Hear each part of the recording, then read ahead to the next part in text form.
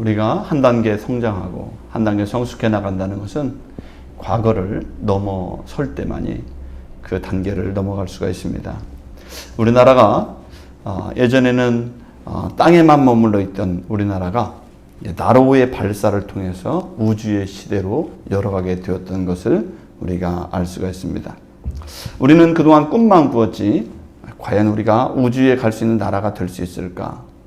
미국이나 선진국들은 우주로 가고 있는데 우리는 아직도 그런 것을 할 수가 없어 라고 체념하고 있다가 2002년 이후에 한국 사람들도 꿈을 갖게 되었습니다. 우리도 우주를 향해서 발사체를 만들어 보자. 그렇게 해서 1년, 2년, 3년 채워서 13년간 노력을 한 끝에 2013년 1월 30일에 우리나라에서도 고흥군의 나로 우주센터에서 나로를 실어서 우주로 쏘아 올리는 데 성공을 하게 되었습니다. 이로 인해서 대한민국이 세계에서 11번째로 우주로 향해 나갈 수 있는 그런 나라로 변화됐고 사람들도 한국에 대한 인식이 바뀌게 되었습니다. 우리는 우주에 갈 수 없다는 절망에서 희망을 갖고 노력한 끝에 11년 만에 이제 지구의 시대에서 우주의 시대로 넘어가게 되었던 것입니다. 오늘 성경에서는 이스라엘 백성이 애굽과 광야의 시대를 넘어서 이제 가나안의 시대로 들어가려고 하고 있는 것입니다. 방랑했던 그런 삶에서 종과 같던 노예 같던 그런 생활에서 이제는 정착민으로 자유민으로 하나님과 함께하는 백성으로 이제 과거의 모든 것을 버리고 새로운 시대를 도래하려고 지금 준비하고 있는 것입니다. 오늘 그들은 이제 요단이라고 하는 벽을 건너서 가나안 땅으로 가야만 했습니다. 그래서 그들은 이제 요단을 건너서 새로운 땅, 가나안 땅에 가기 위해서는 몇 가지 다짐을 하고 그리고 넘어가야 될 것들이 있었습니다. 오늘 그들은 무엇을 넘어가야 됐을까요? 첫 번째는 과거의 자리를 떠나야 했습니다. 한번 따라서 하겠습니다. 과거의 자리를 떠나야 한다. 과거의 자리를 떠나야 합니다. 네, 과거의 자리를 떠나야 합니다. 여호수아 3장 3절에서 이렇게 말씀했습니다. 백성에게 명령하여 이르되 너희는 레위 사람 제사장들이 너희 하나님 여호와의 언약궤 매는 곳을 보거든 너희가 있는 곳을 떠나 그 뒤를 따르라 이렇게 말씀했습니다. 하나님은 여호수아에게 언약궤를 메고 그들이 머물렀던 장소를 떠나서 이제는 요단을 건너서 가나안 땅으로 가야 된다 그랬습니다. 너희가 있는 곳을 떠나야 된다는 것입니다. 자신이 머물러 있던 그 애굽의 상황, 종들에 되었던 그 상황, 하나님이 없던 그 상황의 그 장소를 떠나서 이제 하나님이 계신 장소를 향해서 일어서서 떠나야 된다는 것입니다. 이 떠나야 된다는 것은 무슨 의미를 가지고 있냐면은 우리가 배가 떠날 때 처음으로 하는 게 뭐냐면 밧줄을 풀고 닻을 들어 올리는 것을 볼 수가 있어요. 그렇게 해야 배가 출항을 할 수 있는 거예요. 아무리 내가 엔진을 올리고 내가 아무리 모든 걸 준비를 잘 해놨다 할지라도 그 멈춰 있었던 그 닻을 그대로 내리고 있다면 배는 절대로 움직이지 않는 것입니다. 그래서 제일 먼저 해야 될 것은 배들은 닻을 들어 올리는 거예요. 이 닻은 그 바다 깊은 곳에 보이지 않지만 굳게 닻을 내리고 있어서 움직이지 못하게 하는 거예요. 그래서 그것을 들어 올리는 것이 떠나는 것입니다.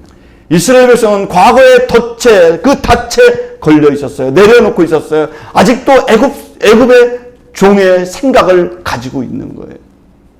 애굽을 떠나왔지만 광야 40년 동안 지내면서 보니까 그들은 여전히 생각 속에 노예의 백성이에요. 하나님의 백성의 그런 자주권적인 생각을 가지고 있지 않습니다.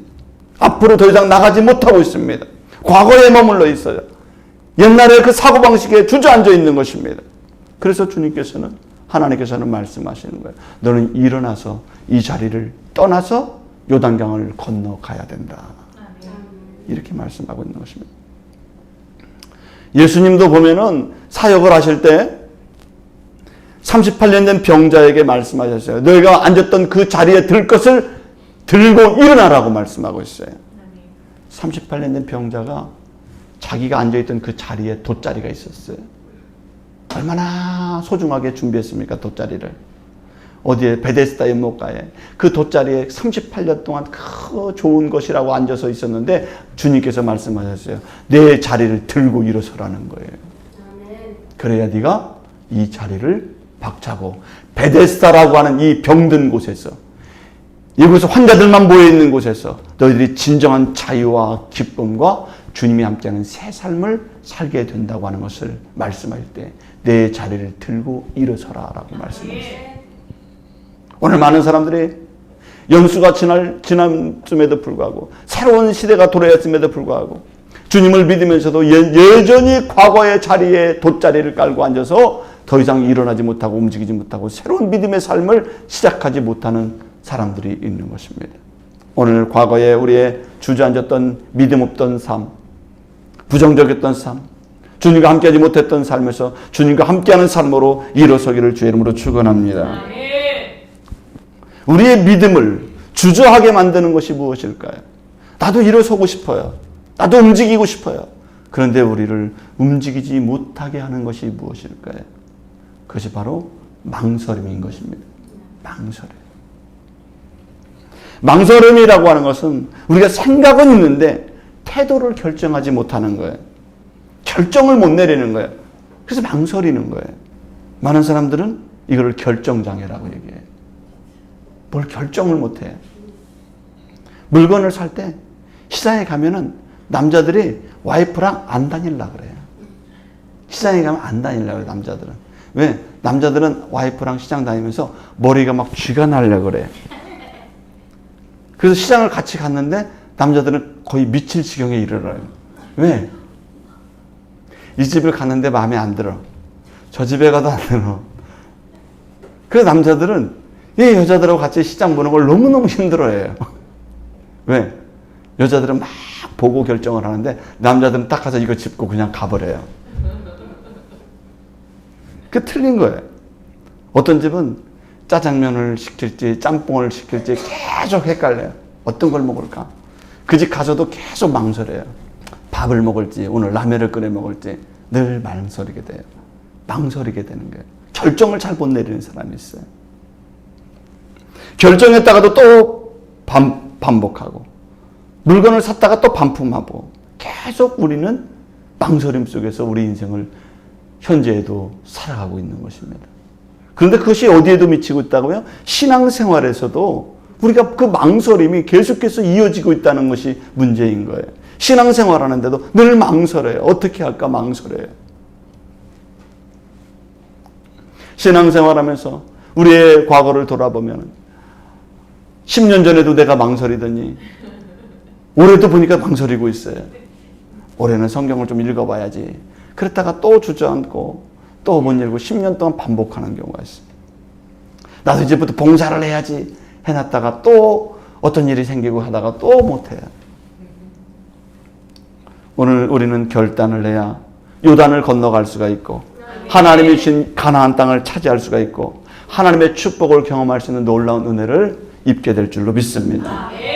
늘 광야에서 방황하면서 주저하고 망설이고 늘 초보신앙의 믿음에서 벗어나지 못한다면 그 사람은 하나님의 놀라운 기적과 같은 일을 경험하지 못하게 되는 거예요.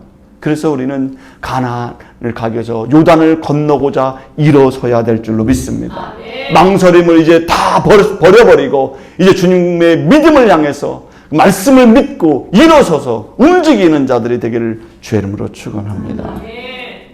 마태복음 4장 18절에서 주님이 제자들을 불렀을 때 어떻게 했습니까? 그들이 곧 배와 그물을 버려두고 주님을 따랐다고 말씀을 하고 있어요. 주님을 따랐던 제자들이 참 어부였지만 그 어부들이었지만은 그들에게 장점이 있었어요. 어떤 장점입니까? 그들은 이거다 하면 움직이는 사람들이에요. 행동주의자들이에요. 행동주의. 이론주의자들이 아니에요. 뭐 한다고요? 행동주의자들이에요. 이거 귀여워. 그러면 가는 거예요. 그런데 어떤 사람은 기긴 긴데 안 가요. 이게 맞긴 맞아. 근데 안 가. 근데 제자들은 곧 배와 그물을 버려두고 망설이지 않고 곧바로 행동하고 움직이고 결단한 대로 주님을 따르게 된 줄로 믿습니다. 우리가 신앙생활 할 때도 주일 되면은 어떤 분들은 주일날 얼마나 망설이는지 몰라요. 오늘 교회 갈까 말까 갈까 말까. 그래서 못 나오신 분들은 망설이다 못 나오신 분들이에요. 주님을 위해서도 열심히 내가 헌신해야지 라고 생각했다가 망설이고 할까 말까 하다가 못 하시는 분들도 있고 이제부터 해야지 하고 하는 분들도 계신 줄로 믿습니다.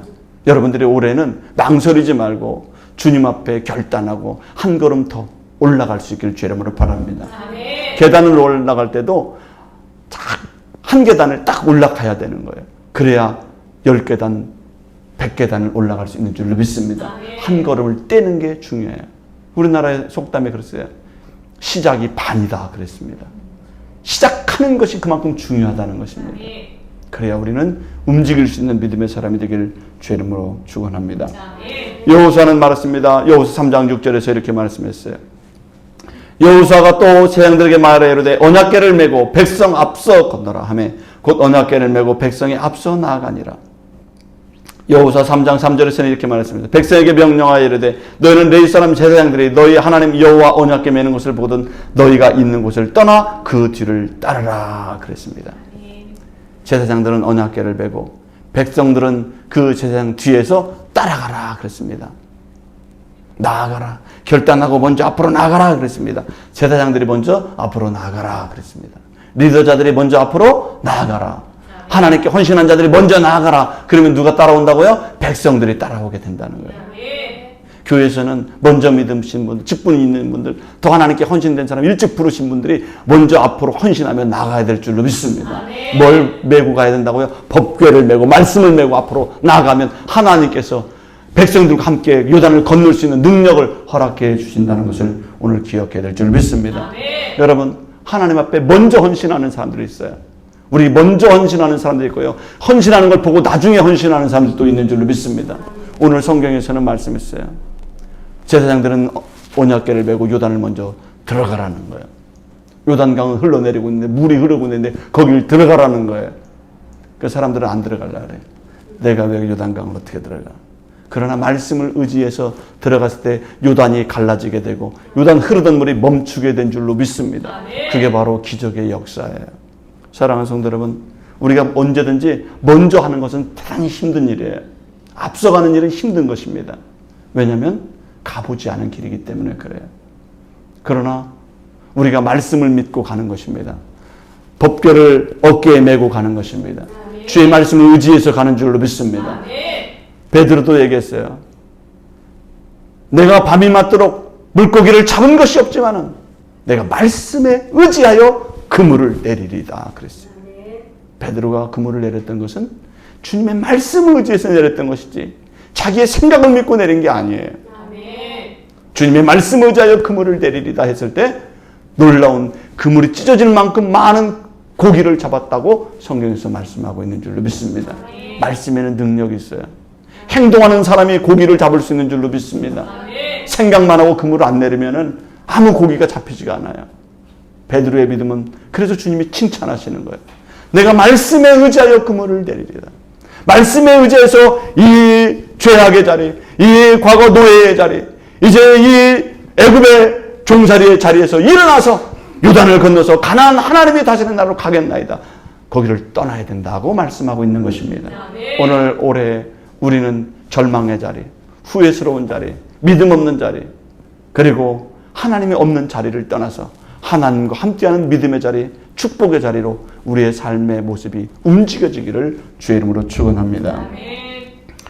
오늘 그 과거의 벽을 넘어서기 위해서 하나님께서 근데 그런 백성들에게 요구하신 게 있었어요. 너희들이 일어서야 되겠지만, 이걸 떠나야 되겠지만 너희들이 해야 될 것이 있다는 거예요. 무엇을 해야 되느냐? 여호수아 3장 5절에서 보면 이렇게 됐습니다.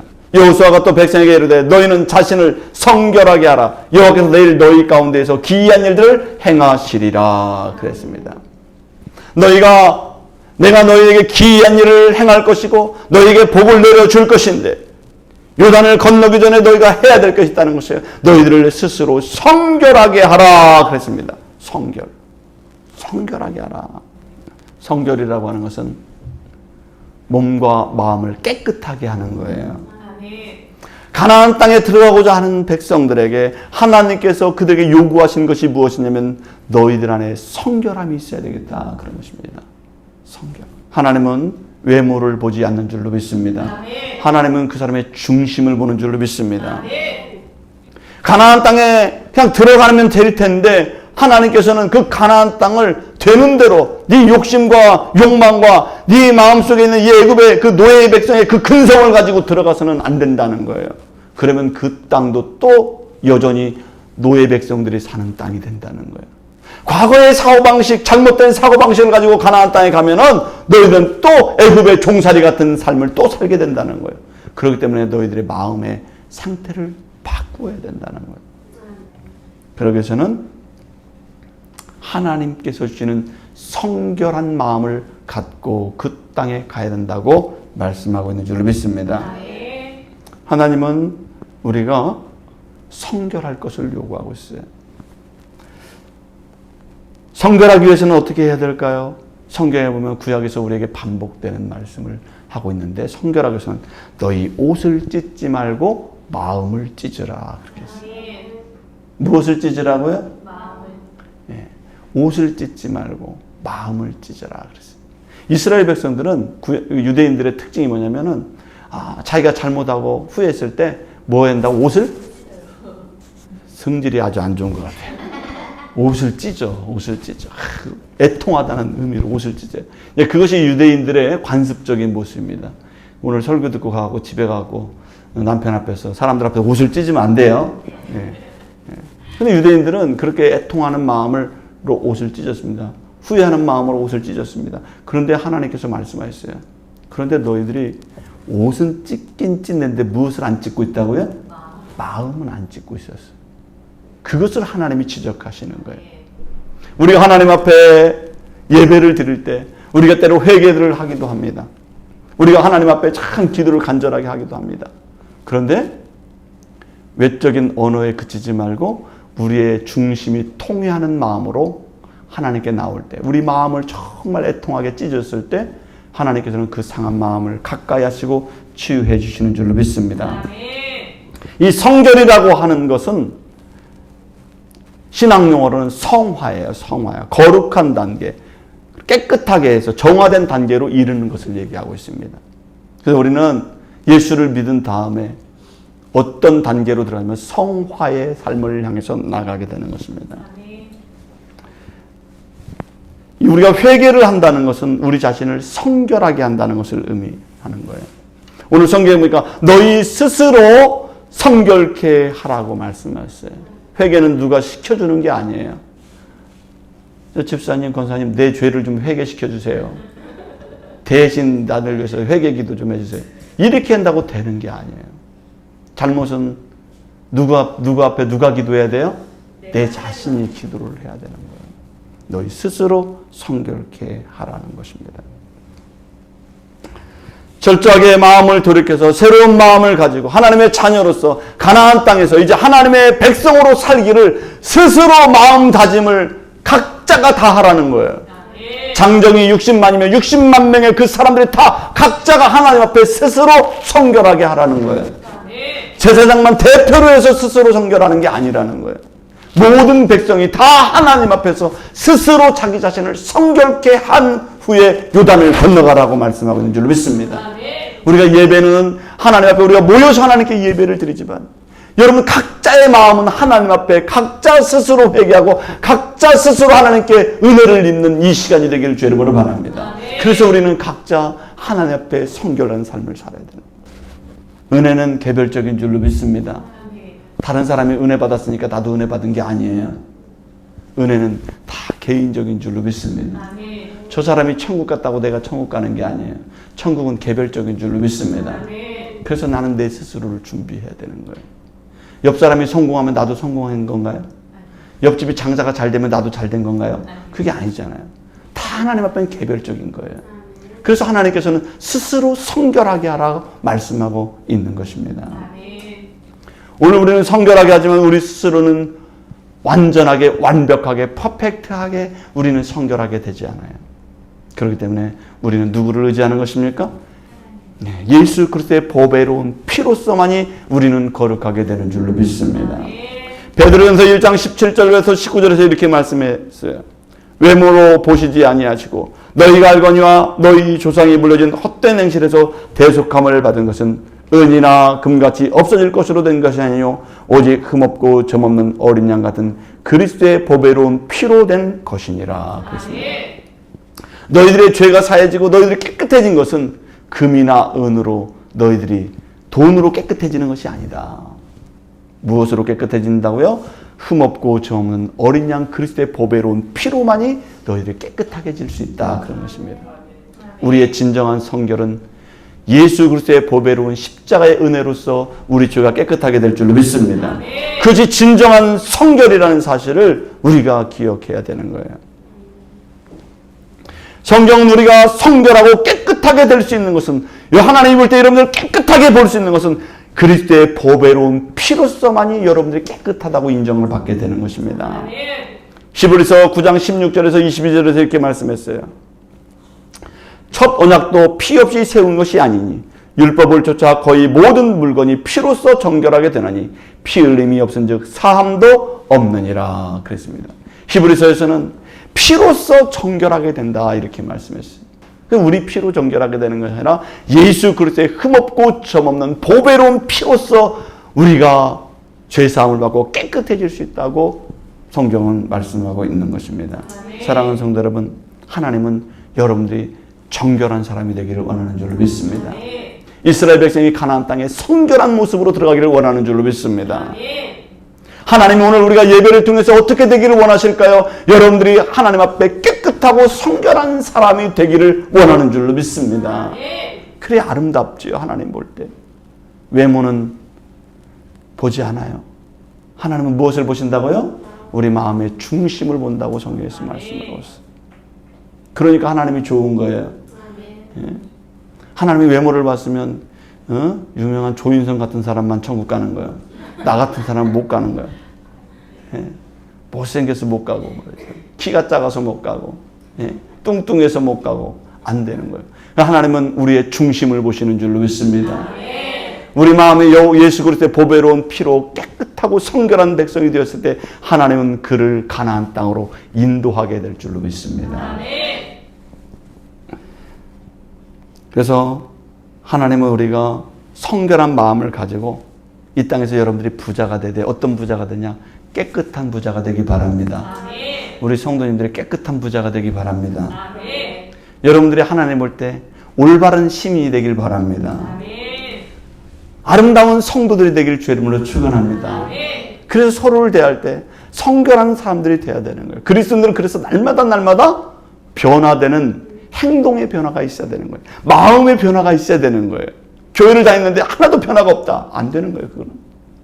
교회를 다니면 우리는 마음의 변화를 입어야 될 줄로 믿습니다. 나쁜 생각, 더러운 생각, 못된 생각만 하던 사람이, 불의한 생각, 그리고 말이죠, 오기만 가지고 있던 사람이 마음속에 어떤 생각을 성결한 마음으로 조금씩 변화돼야 될 줄로 믿습니다. 그러나 여기에 다 완벽하지는 않아요. 그래서 어떤 분은 그런 얘기 했어요. 교회는 병원이다 그랬어요. 교회는 병원이다. 병원 가면 누가 제일 많아요? 건강한 사람이 많아요? 환자들이 많아요? 그래도 병원에 간 사람들은 그래도 치료를 받고 있는 과정이기 때문에 태어난 날이 있을 줄로 믿습니다. 우리도 하나님 앞에서 지금 영적인 치료를 받고 있는 줄로 믿습니다. 건강한 자로 치료받고 있는 거예요. 그러니까 여러분들은 소망이 있는 줄로 믿습니다.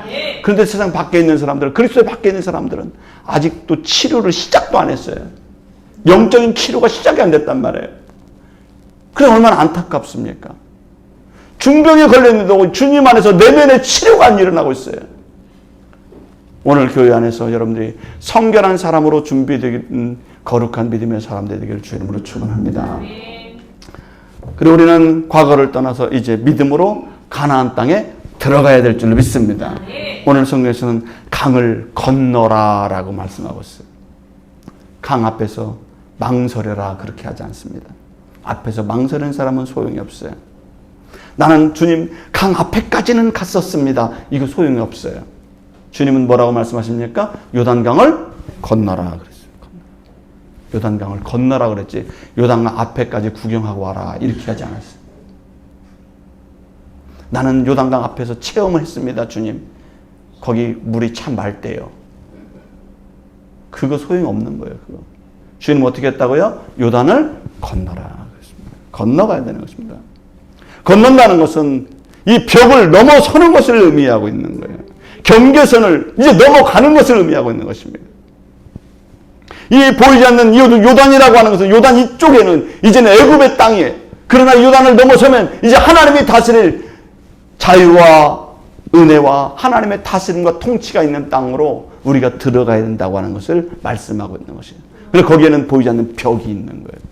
우리가 신앙생활을 하지 않을 때와 신앙생활을 할 때에는 보이지 않는 벽이 있는 줄로 믿습니다. 경계선이 있는 거예요. 이쪽의 사고방식과 저쪽의 사고방식은 다른 것입니다. 이쪽의 인연과 사상이 달라요. 추구하는 목적도 다릅니다. 세상을 살아가는 방식도 달라요. 사람을 바라보는 그 모습도 대하는 태도도 다를 수밖에 없는 것입니다. 왜요? 요단을 건넌 사람들은 하나님 중심으로 생각하고 하나님의 시각으로 바라보고 하나님이 주시는 목적을 가지고 인생을 살게 되는 줄로 믿습니다.